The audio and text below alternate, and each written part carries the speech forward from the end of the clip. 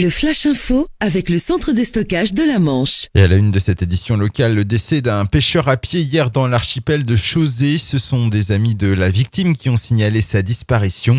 Le CROSS de Jebourg a alors immédiatement mis en œuvre les moyens nécessaires pour procéder aux recherches.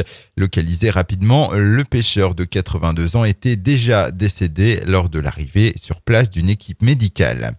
Le coup d'envoi de l'année des marées avec un coefficient de 109 ce jeudi marque le début d'une série de grandes marées. Une année record qui proposera pas moins de 74 marées égales ou supérieures à 100, 2 fois plus qu'en 2014. Si cette perspective a de quoi ravir les pêcheurs à pied, elle inquiète aussi les communes du littoral marquées par la tempête Xynthia en 2010. Les élus se sont d'ailleurs réunis hier à Coutances pour trouver des solutions et coordonner les actions.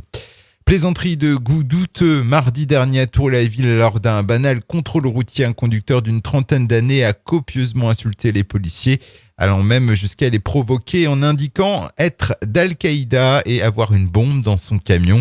Des propos qui n'ont pas été du goût du parquet qui a, outre les infractions routières, l'outrage et la rébellion, retenu également l'apologie publique de terrorisme. Le conducteur demeurant au Ménil-Oval devra s'expliquer devant le tribunal correctionnel de Cherbourg en avril prochain. Une passagère d'un ferry introuvable à son arrivée à Ouistreham, cette femme de 51 ans avait embarqué mardi de Portsmouth. Face à la forte probabilité qu'elle ait chuté à la mer et compte tenu des très grandes dimensions de la zone de recherche, les opérations se sont partagées entre les zones de responsabilité françaises et britanniques. Recherches qui sont restées vaines et qui ont été stoppées hier après-midi à 15h. Et puis ce mercredi était décidément la journée des grands patrons de l'industrie française dans le Cotentin.